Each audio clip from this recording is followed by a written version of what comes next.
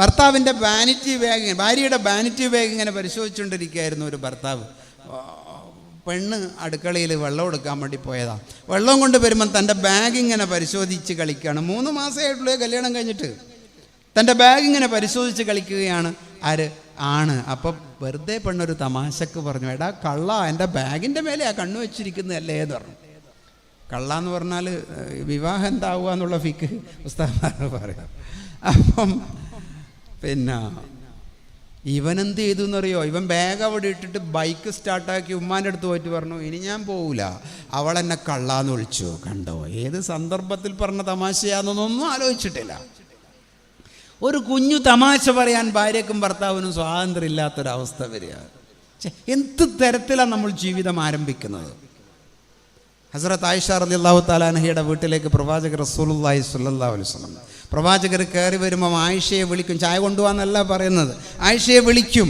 എന്നിട്ട് എന്താ പറഞ്ഞ വർത്താനം? താലി നുസാബിക്കുമായി വാ, നമുക്കൊരു മത്സരം നടത്തിയാട്ടെ, ഇവിടെ നടത്തിക്കൂടെ? മുറ്റത്ത്, അറേബ്യൻ മണ്ണിൽ അല്ലേ, മുറ്റത്ത് പ്രവാചകരും ആയിഷയും തമ്മിലൊരു ഓട്ട മത്സരം. നിങ്ങൾ സങ്കല്പിച്ച് നോക്കിയാട്ടെ, നിങ്ങൾ അയൽവാസി ഗൾഫിൽ നിന്ന് വന്ന ഭർത്താവും ഭാര്യയും തമ്മിൽ മുറ്റത്തുനിന്ന് ഓട്ട മത്സരം ഇങ്ങനെ കണ്ടാൽ നമ്മൾ പറയും, പിരാന്ത് തുടങ്ങി പഠിച്ചോനെ, വന്ന് തന്നെയാണ്.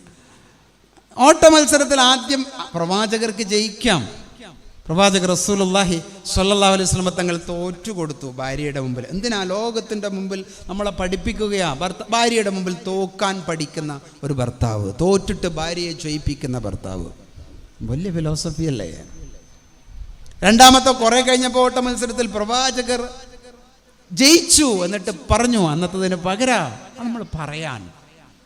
അങ്ങനെ സ്നേഹപൂർണമായി തുറന്ന് സംസാരിക്കാനും ഇടപഴകാനും പറ്റുന്ന ഭാര്യയും ഭർത്താവും ഒരു വീട്ടിൻ്റെ അകത്ത്. മക്കൾക്ക് തോന്നും അൽഹംദുലില്ലാ, ഇവിടെ വലിയ പ്രശ്നമൊന്നുമില്ല. ഇവിടെ ഞാൻ നിങ്ങളോടൊരു കാര്യം പറയട്ടെ. ഈ കുട്ടികളൊക്കെ വളരുമ്പം അവരെ ഏറ്റവും മോശമായി സ്വാധീനിക്കുന്ന ഒരു പ്രശ്നം എന്താണെന്നറിയാവോ? ഇൻസെക്യൂരിറ്റിയാണ്.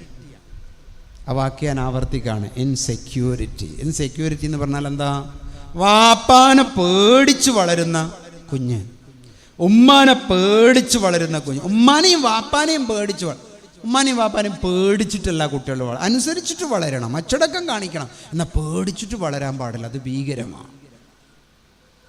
അപ്പോൾ അത് ഞാൻ തിരിച്ചു വരുന്നത്, സ്നേഹത്തിൻ്റെ ആദ്യത്തെ ലക്ഷണം എന്ന് പറയുന്നത് നമ്മൾ സംസാരിക്കുന്ന, കണ്ണിൽ നോക്കുന്ന, വർത്താനം പറയുന്ന ഒരു വീടുണ്ടാവുക എന്നുള്ളതാണ്. ഇതിൽ ഈ വ്യത്യാസമുണ്ട്. അധിക സ്ത്രീകളും വളഞ്ഞ വഴിയിലാണ് വർത്താനം പറയുക, പുരുഷന്മാർ അധികവും ഡയറക്റ്റാണ്. ഒരിക്കൽ വീട്ടിൽ കയറി വന്ന ഉപ്പ എന്നോട് ഇന്ന് രാവിലെ പോകുമ്പം പറഞ്ഞിരുന്നു, ഉമ്മമ്മാൻ്റെ വീട്ടിൽ പോകാം നമുക്ക്, അതുകൊണ്ട് എൻ്റെ ഉമ്മാൻ്റെ വീട്ടിൽ പോകാമെന്ന് പറഞ്ഞിട്ടാണ് പോയത്.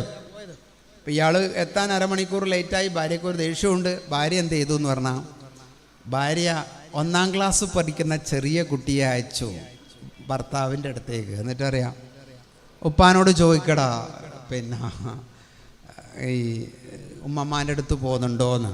ഒരു ദൂതൻ വന്നു. ഭർത്താവ് മറുപടി പറഞ്ഞു, ഇന്ന് പോകാൻ നേരമില്ല, ലേറ്റായില്ലേ എന്ന് പറ. അപ്പോൾ കുട്ടി ഉമ്മാൻ്റെ അടുത്ത് പോയിട്ട് മെസ്സേജ്, ഇന്ന് പോകാൻ നേരമില്ല, ലേറ്റായില്ലേ എന്ന് പറയുന്നുണ്ട്. അപ്പോൾ ഉമ്മാൻ്റെ വക അടുത്ത മെസ്സേജ് എന്നാന്ന് പറഞ്ഞാൽ, ഒന്നും തിന്നാനൊന്നും ആക്കിയിട്ടില്ല എന്ന് പറ. അപ്പോൾ ഇവൻ ഈ കുഞ്ഞാ വർത്താനം കൊണ്ട് ഉപ്പാൻ്റെ അടുത്ത് ഒത്തിട്ട് പറഞ്ഞു, ഒന്നും തിന്നാനൊന്നും ആക്കിയിട്ടില്ല എന്ന് പറ എന്ന് പറഞ്ഞു. അപ്പോൾ ഉപ്പ പറഞ്ഞു, നമുക്ക് എന്തെങ്കിലും റൊട്ടിയാ ജാമാറ്റം മതി എന്ന് പറ. അപ്പോൾ വീണ്ടും ഇവൻ വന്നിട്ട് ഉമ്മാൻ്റെ അടുത്ത് റൊട്ടിയാ ജാമാറ്റം മതി എന്ന് പറയുന്നുണ്ട്. ഇനി അയക്കണ്ടെന്ന് വിചാരിച്ചിട്ട് കുട്ടി ബുദ്ധിപൂർവ്വം പറഞ്ഞ് ഉപ്പ മൊബൈലിൽ കളിക്കുന്നുണ്ട് കേട്ടോ. ഇത് നമ്മൾക്കിടയിൽ പലപ്പോഴും ഈ ഉന്തലും തള്ളലും നേരെ ചൊവ്വേ വർത്താനം പറയുകയും തുറന്നിടപെടുകയും ചെയ്യുന്ന സാഹചര്യം നമുക്കുണ്ടാകണം. നമ്പർ 1, സ്നേഹത്തിൻ്റെ 1ാമത്തെ ലക്ഷണം അതാണ്. തുറന്ന് ഇടപഴകുന്ന, സംസാരിക്കുന്ന, ആശയവിനിമയം നടത്തുന്ന ഒരന്തരീക്ഷം. കുട്ടിക്ക് പറയാനുള്ളത് കുട്ടി പറയണം, ഉമ്മക്ക് പറയാനുള്ളത് ഉമ്മ പറയണം. അങ്ങനെ ഷെയറിങ്ങിൻ്റെ ഒരു വീട് നമുക്ക് ഉണ്ടാകണം. 2ാമത്തെ ഒരു കാര്യം എന്താണെന്ന് പറഞ്ഞാൽ, സ്നേഹത്തിൻ്റെ 2ാമത്തെ ലക്ഷണം എന്ന് പറയുന്നത് ഈ സ്പർശനമാണ്, തൊടുക എന്നാണ്. തൊടൽ എന്ന ചെറിയ സംഗതിയല്ല കേട്ടോ. നമ്മൾ ഒന്നിച്ചിരിക്കുക, കൈവിരലുകൾ തൊടുക. നിങ്ങൾ കൊച്ചു കുഞ്ഞിനെയൊക്കെ നിങ്ങൾ എങ്ങനെയാണ് വളർത്തുന്നത്? എങ്ങനെയാണ് നമ്മൾ ശക്തി കൊടുക്കുന്നത്? കൈ പിടിച്ചിട്ട്, ചേർത്ത് പിടിച്ചിട്ട്. വീണ കുട്ടിയോട് ഉമ്മ എന്താ കാണിക്കേണ്ടത്? ഒരു കുട്ടി വീണു, ചില ഉമ്മമാർ രണ്ട് രീതിയിലാണ് പ്രതികരിക്കുക. ഒരു കുഞ്ഞു വീണാൽ തിരിഞ്ഞു നോക്കുകയേ ചെയ്യില്ല. ചില ഉമ്മമാർ വീണാൽ അപ്പോൾ ചാടി വീണ്, അയ്യോ എൻ്റെ കുട്ടി വീണ്, ഇന്നലെ ഇവിടെ തന്നെ വീണെടുത്ത് എന്തോ പ്രശ്നമുണ്ട് എന്നൊക്കെ പറഞ്ഞ് വെപ്രാളപ്പെട്ട് കുഴപ്പമുണ്ടാകും. എന്നാൽ ഒരു കുട്ടി വീണ് കഴിഞ്ഞാൽ സ്വാഭാവികമായ ഒരു 10 സെക്കൻഡെങ്കിലും അയാൾ ഒറ്റയ്ക്ക് എണീറ്റ് നിൽക്കുമോ ഇല്ലേ എന്ന് നോക്കണം എന്നാണ്. ചിലപ്പോൾ അയാൾക്ക് നിൽക്കാൻ കഴിവുണ്ടെങ്കിൽ അയാൾ നിന്നതിന് ശേഷം അയാളൊന്ന് ചേർത്ത് പിടിക്കുകയേ വേണ്ടുള്ളൂ. ഒരാൾ വീണെടുത്ത് നിന്ന് എണീക്കുക എന്നുള്ള പരിശീലനം അയാളുടെ 7 വയസ്സിൻ്റെ ഉള്ളിൽ അയാൾക്ക് കിട്ടണം, പ്രിൻറ്റേജിൽ കിട്ടണം. 7 വയസ്സിൻ്റെ ഉള്ളിലുള്ള സമയം വളരെ പ്രധാനപ്പെട്ടതാണ്. ഒട്ടകപ്പക്ഷി അതിൻ്റെ ഒട്ടകപ്പക്ഷിയെ വളർത്തുന്ന ഒരു രീതിയുണ്ട്. ഒട്ടകപ്പക്ഷിൻ്റെ കാലിന് വലിയ ശക്തിയാണ്. എന്തിനാ? പൂഴിമണലിലൂടെ ഓടിയിട്ട് ഇര പിടിക്കണം. പൂഴിമണലിലൂടെ ഓടിയിട്ട് അയാൾക്ക് ശത്രുക്കളിൽ നിന്ന് രക്ഷപ്പെടണം. അതിന് ഒട്ടകപ്പക്ഷിയുടെ അമ്മ ചെയ്യുന്ന ഒരു പണി എന്താണെന്നറിയാം? അയാൾ എണീറ്റ് നിൽക്കാൻ വേണ്ടി നോക്കുന്ന സമയത്ത് അതിനെ തള്ളി താഴെയിടും. പിന്നെ ആദ്യം എണീറ്റ് നിൽക്കാൻ, അപ്പോഴും തള്ളി താഴെയിടും. എന്തിനാ? അത് കുറേ വീണ് എഴുന്നേൽക്കാനുള്ള പരിശീലനം ശൈശവ പ്രായത്തിൽ തന്നെ ആ കുട്ടിക്ക് കിട്ടാൻ വേണ്ടിയിട്ടാണ്. നമ്മളെ കുട്ടികൾക്ക് എന്ത് പരിശീലനം നമ്മൾ കൊടുക്കുന്നത്? നമ്മളെ കുട്ടി വീണാൽ നമ്മളതിനെ ഒന്ന് എണീക്കാൻ കാത്തു നിൽക്കുന്നത് നല്ലതാണ്. എന്നിട്ട് നമുക്കതിനെ ഒന്ന് ചേർത്ത് പിടിക്കാം, എന്നിട്ട് നമ്മളൊന്ന് വർത്താനം പറയാം. ഇപ്പം ഞാൻ പറഞ്ഞ സ്പർശനത്തിൻ്റെ പ്രത്യേകത എന്താണെന്ന് പറഞ്ഞാൽ, സ്പർശനം കൊണ്ട് നമ്മുടെ സ്പൈനൽ കോഡുകൾ ഉദ്ദീപിക്കും. തലച്ചോറിൻ്റെ അകത്ത് ഉള്ള കോശങ്ങൾ വളരെ. ഇംഗ്ലീഷ് സാഹസെന്ന് ഉസ്താദ് മാത്രമേ പോടുള്ളൂ. ഈ സാഹസെന്ന് ആരെങ്കിലും ഒരാളിപ്പോൾ എൻ്റെ മുന്നിലേക്ക് വന്ന് നിൽക്കുമോ ഒരു മിനിറ്റ് നേരത്തേക്ക്? അത്രയും ആത്മവിശ്വാസമുള്ള ആരെങ്കിലും ഉണ്ടോ ഈ കൂട്ടത്തിൽ? 5 മുതൽ താഴോട്ടെണ്ണം. 5, 4, 3, 2. പഠിച്ചോനെ, ഞാനിപ്പോൾ 1 എണ്ണിയാൽ സംഭവിക്കുന്നത്.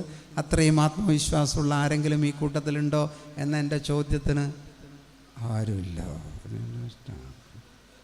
ഒരു ഉസ്താദ് എണീറ്റിട്ടുണ്ട് പകുതി. ഉസ്താദാന്ന് വിചാരിക്കുന്നു ഞാൻ. മാഷാ അല്ലാഹ്. നമ്മളെ പേരെന്നാ? നമ്മളെ മേലെ അറിയോ? ഒന്ന് വേഗം വാ. നമ്മളെ മേലെ അറിയോ? പേരെന്നാ? റഫീഖ്. ഇവിടെ നിൽക്കും. നിങ്ങളെ വൈഫുണ്ടോ അപ്പുറം? നിങ്ങളിവിടുത്തെ ഉസ്താദാ? എവിടെ നിന്ന് വന്നതാ?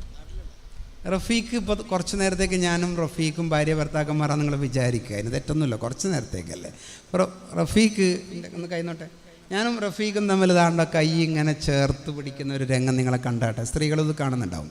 ഞങ്ങൾ ഈ കൈ ഇങ്ങനെ ചേർത്ത് പിടിക്കുന്നിടത്ത് പാപമോചനമുണ്ട് എന്ന് പ്രവാചക റസൂലുള്ളാഹി സ്വല്ലല്ലാഹു അലൈഹി വസല്ലം ഒരു ഹദീസിൻ്റെ പശ്ചാത്തലമാണ്.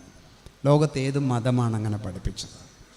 കണ്ടോ? ഒരാളെ കയ്യും തമ്മിൽ ഇങ്ങനെ ചേർത്ത് പിടിച്ചിട്ട് കിടന്നുറങ്ങുന്നതെന്ന് വിചാരിച്ചോ? അല്ലെങ്കിൽ കയ്യും തമ്മിൽ ഇങ്ങനെ ചേർത്ത് പിടിച്ചിട്ട് ബസ്സിൽ യാത്ര ചെയ്യുന്നു എന്ന് വിചാരിച്ചോ?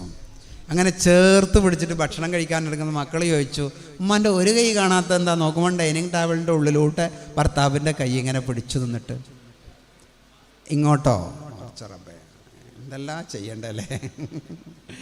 അപ്പോൾ ഇങ്ങനെ ചേർത്ത് പിടിക്കുന്നിടത്ത് പാപമോചനമുണ്ട് എന്ന് പ്രവാചകർ സ്വല്ലല്ലാഹു അലൈഹി വസല്ലം. അതൊരു വലിയ ഫിലോസഫിയാണ്, മനസ്സിലായില്ലേ? അപ്പോൾ അത് ഇതിനൊക്കെ കുഞ്ഞു കാര്യങ്ങളെ വേണ്ടുള്ളൂ. നിങ്ങൾ വിചാരിക്കും വലിയ വീടെടുത്ത് ഇഷ്ടംപോലെ സാധനം വാങ്ങിയിട്ട് ഇഷ്ടംപോലെ ബാങ്ക് ബാലൻസ് ആക്കി ഉണ്ടാക്കി അങ്ങനെ ഉണ്ടാക്കുന്നൊരു സാധനമല്ല ജീവിതത്തിൻ്റെ സൗഭാഗ്യം എന്ന് പറയുന്നത്. കുഞ്ഞു കാര്യങ്ങളെ ചേർത്ത് പിടിക്കുമ്പോൾ ഉണ്ടാകുന്നത്. അതിലാണ് ഞാൻ പറഞ്ഞത്, ഒന്ന് തൊട്ടൂടെ, ഭാര്യൻ്റെ കൈ ഒന്ന് പിടിച്ചൂടെ, മക്കളെ കൈ ഒന്ന് പിടിച്ചൂടെ, വാപ്പാൻ്റെ കൈ ഒന്ന് പിടിച്ചൂടെ. അപ്പോൾ നമ്മുടെ ഹൃദയത്തിൻ്റെ അകത്തുണ്ടാകുന്ന എന്തോ ഒരു ശക്തിയുണ്ട്, എന്തോ ഒരു വളർച്ചയുണ്ട്, എന്തോ ഒരു ചൈതന്യമുണ്ട്. നഷ്ടപ്പെട്ടു പോകരുത്. അത് ഈമാനികമല്ലേ, അതൊരു ശക്തിയല്ലേ. എന്തേ നമ്മൾ യാത്രയേക്കാൻ പോകുന്ന ആളുകൾ നമ്മൾ ചേർത്ത് പിടിക്കുന്നു. ഇപ്പോൾ മരിച്ച വീട്ടിലൊക്കെ പോയി കഴിഞ്ഞാൽ കൈ പിടിച്ച് ചേർത്ത് പിടിച്ചിട്ട് നമ്മൾ ആൾക്ക് ശക്തി കൊടുക്കുന്നു. എന്തിനാണ് അങ്ങനെ ചെയ്യുന്നത്? സ്പർശനം കൊണ്ട് നമ്മളെ തലച്ചോറിനെ ഉണർത്താൻ പറ്റും, നമ്മുടെ ചിന്തകളെ നേരെയാക്കാൻ പറ്റും. കരയുന്ന കുഞ്ഞ് ഞങ്ങൾ ചേർത്ത് പിടിച്ചു നോക്കൂ, ആ കുഞ്ഞ് കരച്ചിലൂടെ കിട്ടുന്നൊരു എംപവർമെൻ്റ് ഉണ്ട്, വലിയ ശക്തിയാണ്.